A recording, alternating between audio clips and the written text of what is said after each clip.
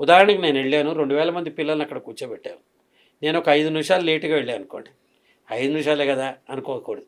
2000 మంది ఇంటూ 5 10,000 నిమిషాలు నేను వ్యర్థపరిచినట్లు లెక్క. The cumulative effect of time last 10,000 నిమిషాలు నేను వేస్ట్ చేసినట్లు లెక్క. ఇది మనం అర్థం చేసుకోవాలి. పత్రు గారు ఎప్పుడో చెప్పాడు, క్షణమే కదా అని ఒక్క క్షణాన్ని వేస్ట్ చేయకు, కాణీయే కదా అని డబ్బును వేస్ట్ చేయకు, ప్రతి నీటి బిందువు, ప్రతి రూపాయి, ప్రతి సెకండు విలువైనవే అని చెప్పాడు. అలా ప్రతి సెకండు యూ షుడ్ కౌంట్. అందుకే నేనేం చెప్తా, busy men can find. Me interview తర్వాత నేనేం చేస్తాను తెలుసా, ఆఫీస్కి వెళ్ళి మీటింగ్ చేసుకుని ఇంకొకటి ఉంది, దాని తర్వాత 8:30కి నేను మా ఆవిడ కలిసి రత్నదీప్కో ఎక్కడికో వెళ్ళి కూరగాయలు కొనుక్కొని నైట్ ఇంటికి వచ్చి భోజనం చేసి టెర్రస్ మీద వాక్ చేసి నెక్స్ట్ 11 o'clock to 2 o'clock నేను ఆఫీస్ పని చేసుకుని 1 గంటకో 2 పడుకుని పొద్దున 6కి మళ్ళీ లేచి నేను మా భార్య ఇద్దరు తను ఒక కప్పు టీ తెచ్చుకుంటే నేను కాఫీ తెచ్చుకుంటే. అందరు అడిగే ప్రశ్న, సార్ మరి మీకు 4 గంటలు నిద్ర చాలా అండి. నువ్వు పక్క మీద దొర్లుతో, నేను గాఢంగా నిద్రపోతా, నాకు చాలు.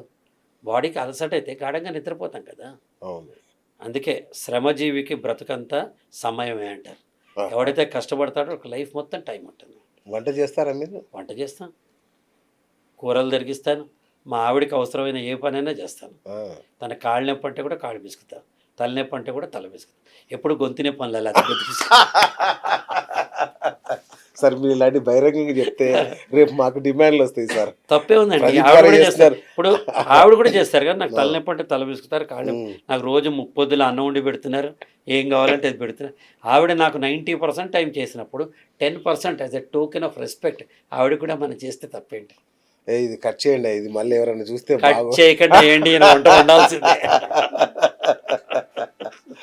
Beautiful beautiful sir. సో ఇంత అద్భుతమైన లైఫ్ టైం మీకంటే ఇన్ని సంవత్సరాల జర్నీలో బాగా ఇక ఎందుకు ప్రదీప్ ఇలా అయిపోయి జీవితం అనిపించిన క్షణాలు ఏంటి సార్? నాకు ఎప్పుడు లేవండి. పడిపోయినప్పుడు కూడా నాకు తెలుసు, నా మీద నాకు విశ్వాసం ఉంది. అవునా? ఇప్పుడు నేను నమ్మే సిద్ధాంతం చెప్తా అండి. ఒక వజ్రం షాప్లో ఉన్న, బ్యాంకులో తాకట్లో ఉన్న, మట్టిలో ఉన్న దాని విలువ ఏమాత్రం మారదు. నీ వ్యక్తిత్వం అలాంటిది కదా. ఇప్పుడు అప్పుడప్పుడు దానికి ఒక అద్దం మీద మసిపూరుతుంది, అంత మాత్రం. ఇంకా సింపుల్, చంద్రుడికి అడ్డంగా మబ్బులు వస్తాయి, ఏం తేడా వస్తుంది?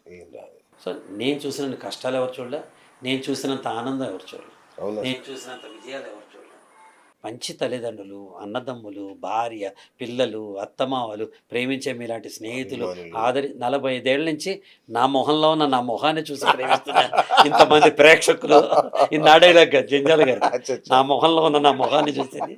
సో మంచి గురువులు అంతా, I'm very happy with this. నిజంగా మీ జన్మ ధన్యం సార్, ఏ విధంగా చూసినా అద్భుతం. అంటే జంజాల గారు లాంటి గురువు దొరకడం కూడా ఎవరికి తెలుసండి, ఎవరు చెప్తారు? ఎట్లా పట్టుకున్నారు సార్ ఆయన మిమ్మల్ని?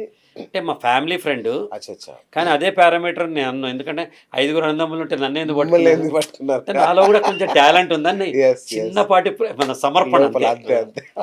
సో ఈ recognized my talent. Okay, super. So మీ జీవితంలో అంటే చాలా మంది అడిగి ఉండొచ్చు, అంటే మీ జీవితాన్ని ప్రభావితం చేయడంలో జంజాల గారి పాత్ర ఎంత ఉంది సార్? జంజాల గారి పాత్ర చాలా ఉందండి. ఎందుకంటే జంజాల గారిని నేను చాలా దగ్గర నుంచి చూశాను.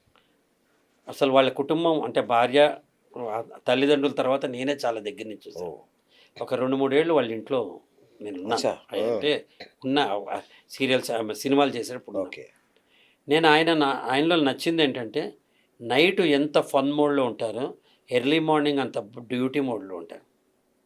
రాతకాయ బాతకాయ అంతే. పొద్దున్న లేచారంటే స్క్రిప్ట్ రాస్తారు, ఒక సీన్ రాస్తే అక్షరం మొదలుపెట్టి ఎండ్ దాకా రాస్తారు. సేమ్ క్వాలిటీ నేను ఇంబైబ్ చేసుకున్నాను. నేను ఏదైనా రాయాలంటే మధ్యలో వదిలేను. అక్షరం ఆ నుంచి ఆ దాకా 1 పేజ్ అవ్వచ్చు, 10 పేజీలు అవ్వచ్చు, నేను రాయగలను, నేను రాస్తాను. తర్వాత ఆయన ప్రొడ్యూసర్స్ డైరెక్టర్, ఆర్టిస్టుల డైరెక్టర్ కాదు, ప్రొడ్యూసర్స్ డైరెక్టర్. ఏ సీన్కి ఎంత ఖర్చు అవుతుంది, ఎంత నిడివి ఉంటుంది, ఎంత ఫిలిం ఖర్చు, అప్పట్లంతా ఫిలిం కదండి, ఎన్ని తీయాలి అని ఆలోచించేవారు. మూడోది, ఆయనకి మీద అపారమైన అనుభవం కె. విశ్వనాథ్ గారిది ఉంది, ప్రభావం. ఇద్దరు వ్యక్తులు ఆయన జీవితంలో ప్రభావితం చేశారు. 50% రాఘవేంద్రరావు గారు పాటలు తీయటంలో, 50% విశ్వనాథ్ గారు ఆ టేకింగ్లో. అందుకే నేను ఎప్పుడు ఏం చెప్తా అంటే, నాకు కేవీ రెడ్డి గారు గురువు అంట. ఎలారా అని ఎవరు అడుగుతారు. కేవీ రెడ్డి గారి శిష్యుడు ఆదుర్తి సుబ్బారావు గారు, ఆదుర్తి సుబ్బారావు గారి శిష్యుడు విశ్వనాథ్ గారు, విశ్వనాథ్ గారి శిష్యుడు జంజాల గారు, జంజాల గారి శిష్యుడు నేను. కాబట్టి డైరెక్ట్ లింక్ కేవీ రెడ్డితో ఉందని చెప్తాను అనమాట నేను వారితోటి. So what I mean sir, జంజాల గారిలో ఒక అపారమైన టాలెంట్ ఉంది. ఆయన కత్తికి అంటే కలం అనే కత్తికి రెండు వైపులా పదునుంది. శంకరాభరణం ఆయనే రాయగలిగాడు, బా అడవిరాముడు ఆయనే రాశాడు, బా బా బా. సప్తపది ఆయనే రాశాడు, అలాగే వేటగాడు ఆయనే రాశాడు. ఏ సినిమాకైనా సంభాషణలు రాయగలడు. కామెడీ అంటే కామెడీ రాయగలడు, గుండెలు తట్టుకునేదాకా. నాలుగు స్తంభాలట్లో ఎంత క్లుప్తంగా ఉంటుంది.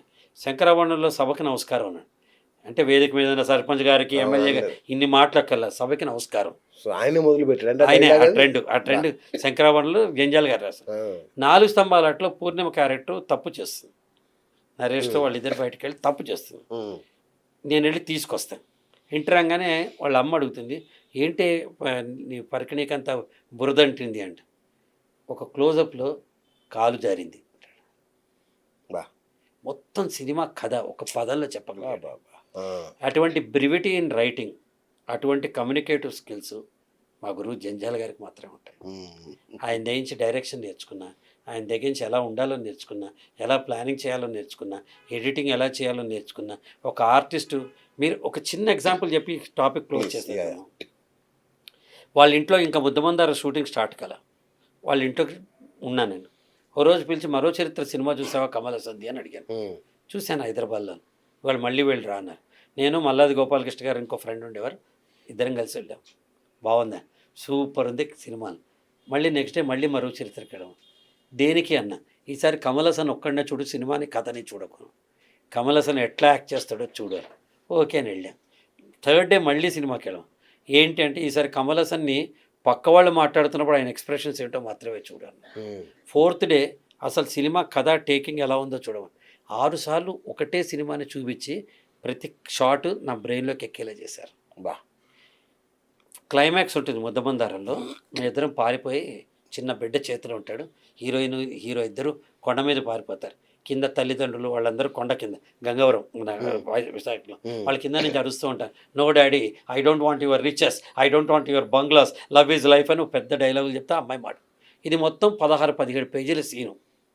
దీన్ని షార్ట్ డివిజన్ చేసేసారు కిందే వెళ్ళకముందరే. మొత్తం 18 పేజీల సీను నాతో చెప్పించారు. నా డైలాగులు, పూర్ణిమ డైలాగ్ కూడా బైహార్ట్ చేసుకోమన్నారు కార్లో. మొత్తం బైహార్ట్ నేర్పించారు నాకు. నేర్పించి అక్కడికి నాకు ఆ అమ్మాయి డైలాగులు ఎందుకో నాకు అర్థం కాదు. మొత్తం అప్పచెప్పు అన్నారు. మొత్తం అప్పచెప్పారు. కింద నుంచి నేను షార్ట్ డివిజన్ చేసేసాను. కింద నుంచి లాంగ్ షాట్ కదా, 1 షాట్ ఏముందో నువ్వు చెప్పి అమ్మాయి చేసి చెప్పించాలి. 5 షాట్ అంటే 5 షాట్లో ఏముందో వెనక స్క్రిప్ట్లో వెనక పెట్టుకున్నాను. నో అసిస్టెంట్ కనిపిస్తారు కదా అందరు కొండ మీద, మేము ఇద్దరమే ఉన్నాం. ఇది ఏ గురువు నేర్పిస్తాడు చెప్పండి. అందుకే ఆయన అంటే లవ్ హిమ్. నేను వేసిన 3 సినిమాలైనా నా గుండె నిండా నేను తినే ప్రతి మెతుకు మీద జంజాల గారి.